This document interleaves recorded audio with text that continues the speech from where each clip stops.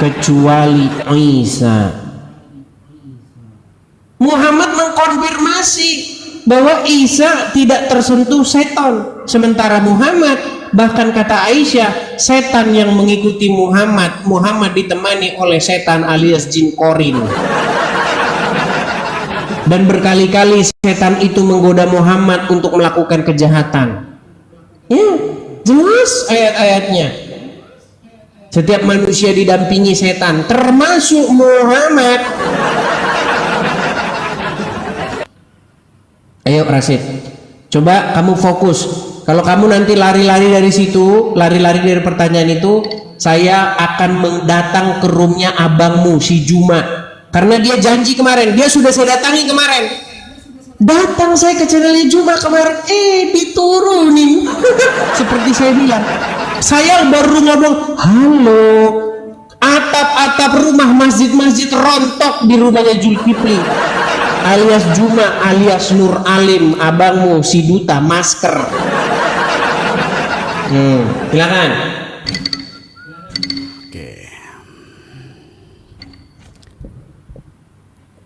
Oke, ya, orang-orang waras di bawah, oten-oten yang waras, apakah Anda mendengarkan? Apakah Anda mendengarkan? Mana jawaban? Nggak ada kan? Nggak ada. Kenapa saya tidak mau? Kenapa saya tidak mau menerima tektokannya? Kenapa saya tidak mau menerima tektokannya? Karena ini kualitasnya tidak ada jawaban. Saya sudah menjawab, apabila kamu menginginkan Rasulullah Sallallahu Alaihi Wasallam itu berdosa, sudah ditutup, sudah selesai, sudah finish. Mau seperti apapun kamu mengatakan Nabi Muhammad berdosa begini-begini, masalah tidak pantas atau pantasnya, mari kita lihat siapa yang pantas. Apakah Nabi Muhammad pernah membawakan bahwa apapun umat-umatku nanti kalau ketemu dengan Kristen-Kristen, ketemu dengan orang-orang seperti di sini bunuh aja atau apa segala macam? Apakah ada seperti itu? Tidak ada. Tapi yang dibawakan hadis-hadis, yaitu hadis yang waktu peperangan, hadis di zaman peperangan. Rasulullah kenapa berperang? Karena memang untuk menahan Rasulullah agar menyebarkan yang namanya Islam dengan cara diperangi. Sudah saya jawab, sungguh kami telah memberikan kepadamu kemenangan yang nyata, agar Allah memberikan ampunan kepadamu Muhammad atas dosamu yang lalu dan yang akan datang, serta menyempurnakan nikmatnya atasmu dan menunjukimu ke jalan yang lurus. Itu kan baru agar. Bagaimana dengan Al-Ahqaf ayat 9 tadi? Waktu saya Sekedar boleh ya kita saja. diskusi yang baik dan benar ya. Dengan Al-Ahqaf 9 yang Muhammad tidak tahu apa yang akan diperbuat terhadap dia. Waktu saya gantian dong. Saya. Iya. Ketika dikatakan di dalam Al-Quran di surah Muhammad dia menginginkan bahwa maka ketahuilah bahwa tidak ada Tuhan yang patut disembah selain Allah, dan mohonlah ampunan atas dosamu dan atas dosa orang-orang mukmin, laki-laki dan perempuan, dan Allah mengetahui tempat usaha dan tempat tinggalmu. Saya mute dia ya, karena dia nanti saya mute dia dulu teman-teman, karena dia memotong saya berbicara. Nanti saya buka kalau giliran dia berbicara. Kita fair di sini diskusi. Kita tunjukkan keislaman kita tunjukkan sekafir dan sekufur apa orang ini. Nah, kalau dia menginginkan itu, memang manusia tidak boleh pede dengan dirinya. Manusia nggak boleh pede dengan dirinya, dan apapun itu harus selalu merasa kekurangan, jangan pede. Makanya diminta selalu memohon ampun, selalu bertobat. Siapapun, Allah memerintahkan itu. Nah, lalu bagaimana jawabannya? Jawabannya ada di mana? Seperti apa Nabi Muhammad SAW? Seperti ini di mata Allah Subhanahu Wa Taala. Sungguh kami telah memberikan kepadamu kemenangan yang nyata, agar Allah memberikan ampunan kepadamu Muhammad atas dosamu yang lalu dan yang akan datang. Selesai, sudah terjawab. Intinya Nabi Muhammad SAW sudah diampuni dosanya yang lalu dan yang akan datang di surah Al-Kahf. Kalau masih mau maksa, saya sudah menjawab.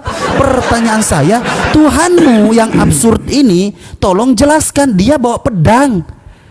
Baca satu perikop. Oke, saya baca satu perikop. Sebab perikopnya apa? Ternyata perikopnya, aku datang menyebabkan anak laki-laki melawan bapaknya. Wait, salah bapak gua apa tiba-tiba gua diperintah? Salah bapak gua apa tiba-tiba diperintah untuk memerangi? Agama busuk apa ini? Apakah patut saya ikuti?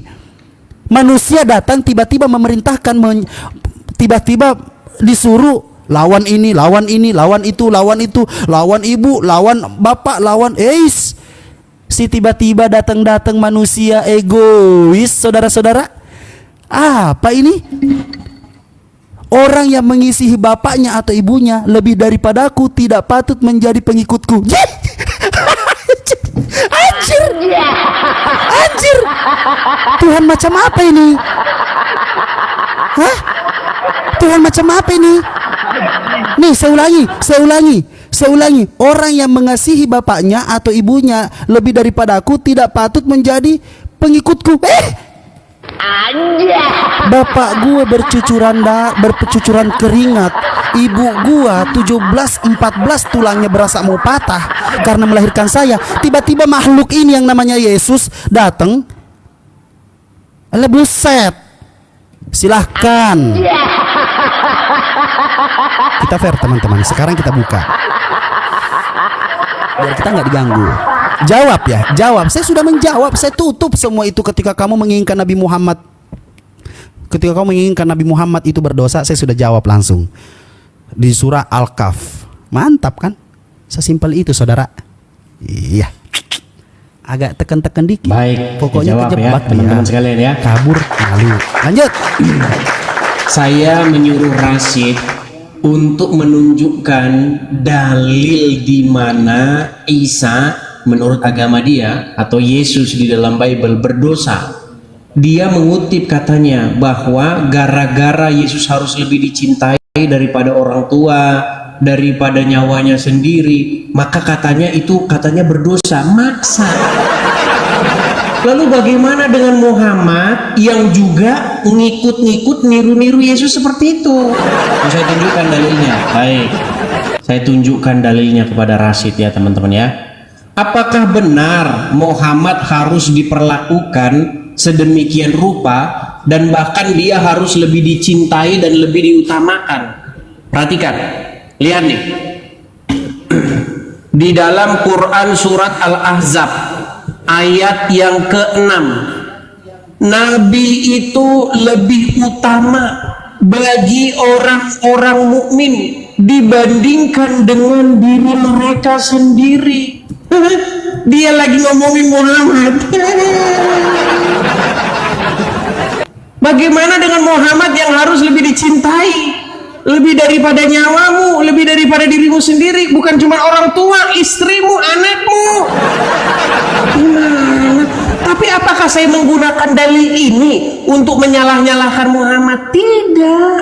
Saya tidak menggunakan dalil ini. Ada seorang yang bernama Umar ibn Khattab. Saya balik dulu kamera saya. Ini memang Rashid, ini memang tidak berkualitas. Makanya saya undang abangnya dia, si Juma. Rashid, pernah Umar bin Khattab ketemu dengan Muhammad. Umar bin Khattab bilang begini, ya Rasulullah, saya lebih mencintai kamu lebih daripada harta saya, lebih daripada istri saya, lebih daripada apapun kecuali diri saya sendiri. Tapi apa kata Muhammad? Tidaklah beriman seorang mukmin jika aku tidak lebih dicintai lebih daripada nyawanya sendiri. Jelas. Makanya saya bilang sosok Muhammad tiada lain tiada bukan adalah Yesus versi KW. Muhammad itu adalah sosok yang mencuri kemuliaan Yesus. Tetapi Muhammad berdosa dan Rashid sudah mengakui itu. Apa pantas seorang berdosa kau ikuti?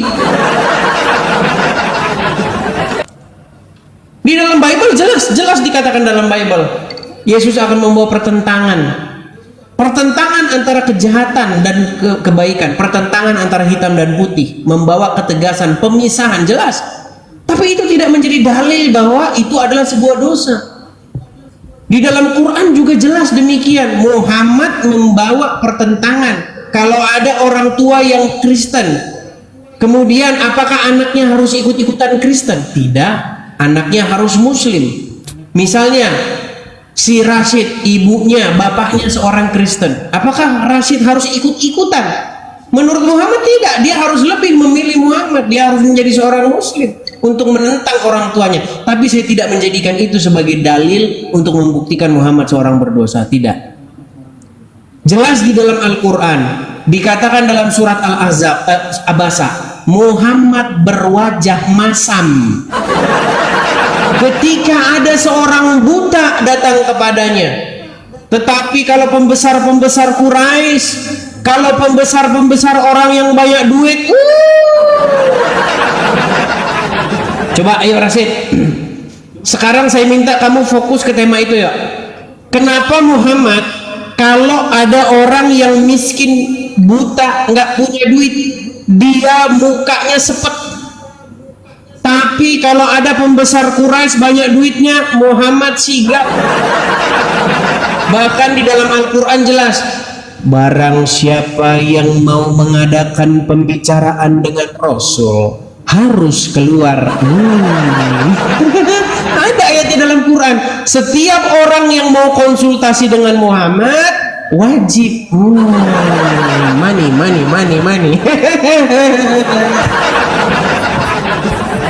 Bagaimana mungkin Rashid, orang seperti itu Anda ikuti? Bertobat kau Rashid, bertobat. Ayo silakan fokus ke situ, jangan kelar kemana-mana. Oke, kita mute dia dulu, abis itu baru kita lanjut. Kenapa kau bisu-bisukan saya Rashid?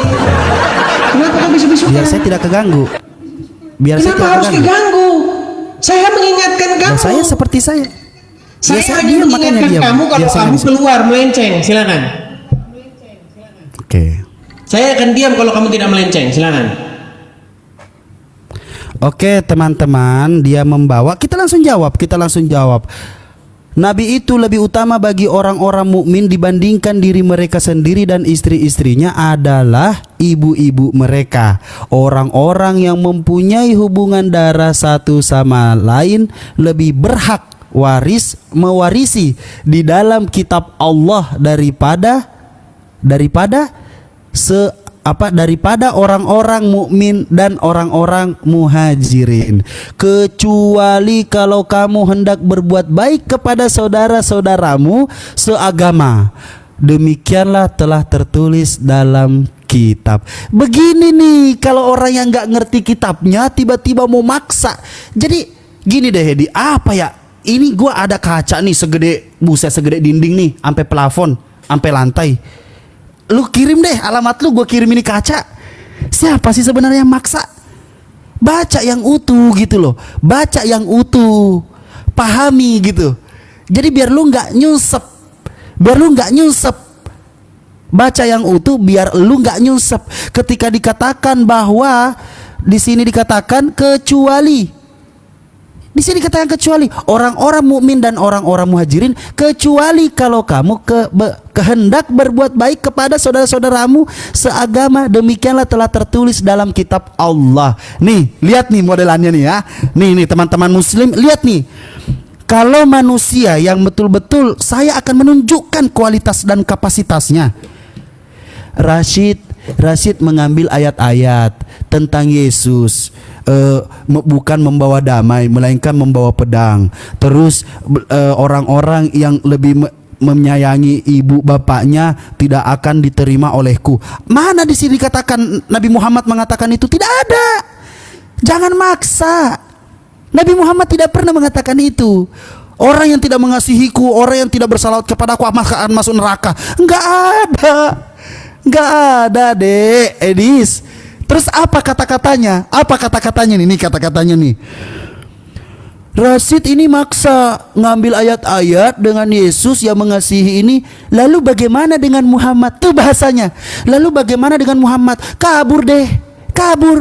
Karena apa? Karena tidak mampu. nggak mampu jawab, jadi selalu lari ke Muhammad, ke Muhammad, ke Muhammad. Demi Allah, demi Rasulullah saya katakan, Edis membawakan Bible selama seminggu tidak pernah membahas Islam, tidak pernah membahas Islam, tidak pernah membahas Nabi Muhammad. Anjlok, kelihatan gobloknya. Pasti. Nyambung. Pasti. Yang Saya ditanyakan bersujud apa, di depan, yang dijawab saya apa? bersujud dan mencium kakimu kalau kamu mampu melakukan itu.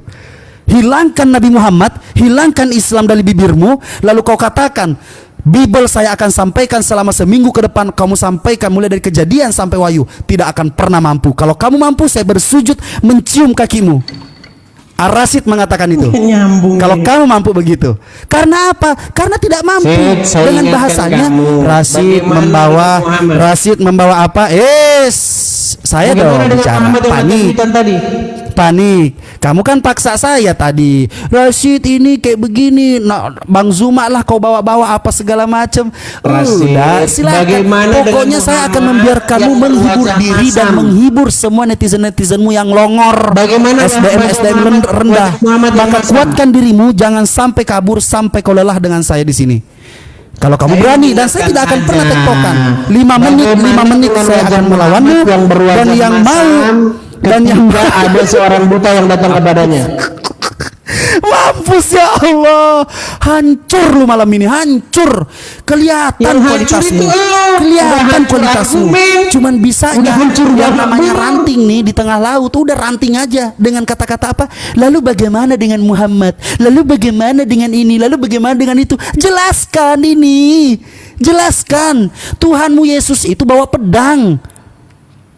Tuhanmu Yesus ini membubarkan satu keluarga. Tuhanmu Yesus ini datang, keluarga lagi harmonis. Yesus datang, hancur satu keluarga. Gara-gara Yesusmu. Ajaran ini yang mau dibawa. Gua babat sekaligus sama Paulus. Kalau Paulus cuma satu, kalau memang dia manusia jelas, siapa nama orang tuanya? Tidak ada satupun manusia. Semua yang menyaksikan Yesus itu disalibkan, itu semua manusia mandul.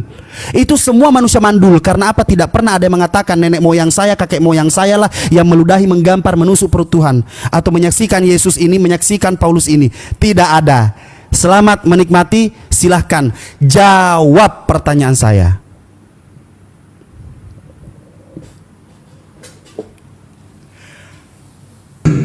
Baik teman-teman sekalian ya, saya kira si Rasyid ini dia menyenggol mengenai Muhammad yang mata duitan, ternyata lari ngelantur kemana-mana.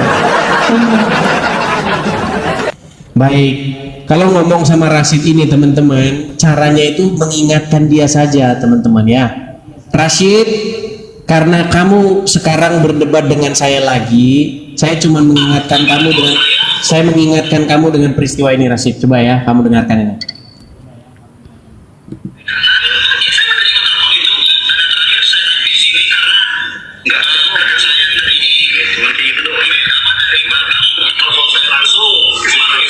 Coba ya Rasyid ya. Kamu ini kan sudah dimarahin sama Juma nih. Hina Nabi kami pedofil. Mana buktinya? Siapa korbannya? Kau ngerti nggak pedofil? Oh, bukan ini. Rasyid, kau kan sudah dimarahin sama Juma. Kau jangan berdebat dengan Edis TV itu. Kau masih ingat itu, Rasyid? Rasyid, kau masih ingat itu nggak? Kau dimarahin. Teman-teman, saya hanya sekedar mengingatkan ya, karena nampaknya Rasyid ini juga kalau kita teruskan itu nggak ada fungsi dan nggak ada kegunaannya. Gini, teman-teman, saya hanya bernostalgia saja. Ya, Rasyid ini caranya diingatkan saja dengan nostalgia yang ada pada dirinya. Kau jangan lari ya Rasyid ya. Nih, ingat statement-statementmu. Nih, inilah statement-statementmu ketika berdiskusi dengan saya. Perhatikan Rasyid, perhatikan. Betul nggak kamu mengiyakan bahwa nabimu raja seks? Oke. Mengiyakan kan? Mengiyakan kan? Begini. Sebentar, narasimu begini. Saya susah ini sudah. Saya belum banyak yang nonton kamu. Kamu akui nggak bahwa nabimu seorang raja seks? Satu. Saya sudah mengakui kemarin kan? Mantap. Perhatikan, Rashid sudah mengakui Muhammad seorang raja SEX.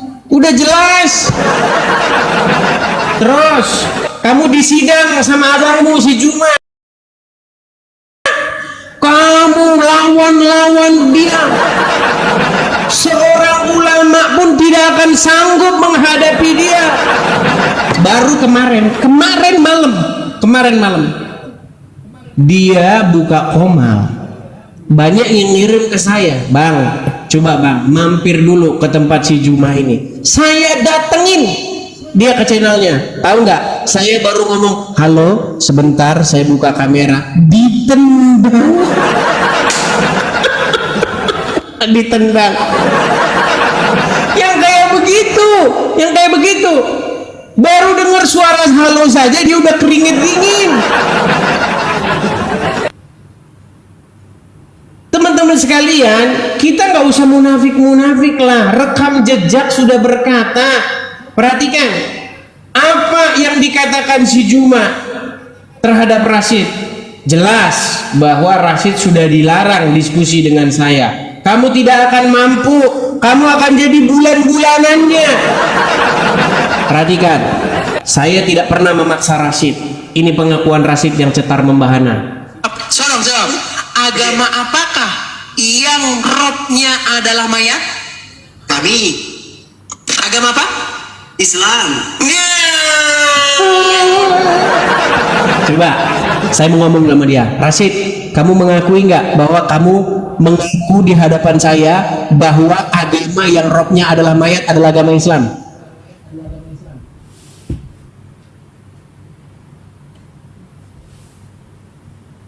Kalau kamu nggak mau jawab, nggak ada gunanya saya diskusi dengan kamu. Coba kamu akui tidak? Jangan dong, bahwa jangan cari alasan buat kabur dong. Lanjut, mau 40. Ya. Malu saya mengatakannya. Saya akan tunjukkan siapa Ya. kamu sebenarnya. Rashid, Tunjukkan. Ya. Rashid, Ayo silakan. jawab pertanyaan saya. Ini Lanjut. kamu jawab, kalau enggak kita selesai. Nggak Nanti ada waktu gunanya. saya jawab semua. Silakan. Di waktu saya jawab Apakah semua. kamu Ya. mengakui bahwa kamu berkata bahwa robnya agama Islam adalah mayat?